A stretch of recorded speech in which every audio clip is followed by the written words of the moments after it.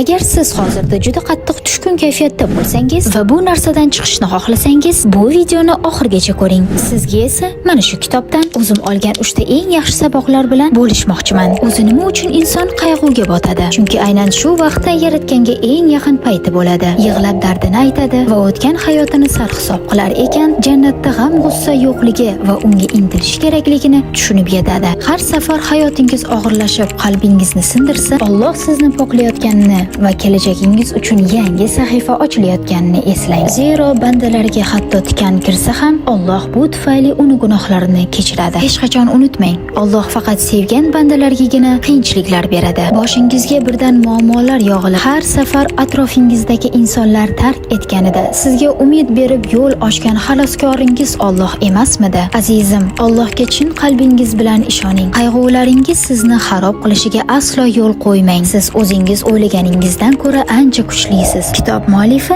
Dr. Abdulloh Abdulmuti. Agar sizda ham tavsiya beruvchi insoningiz bo'lmasa, bu kitobni hoziroq olib o'qishingizni tavsiya qilaman. Va albatta fikrlaringizni kommentariyada bo'lishing.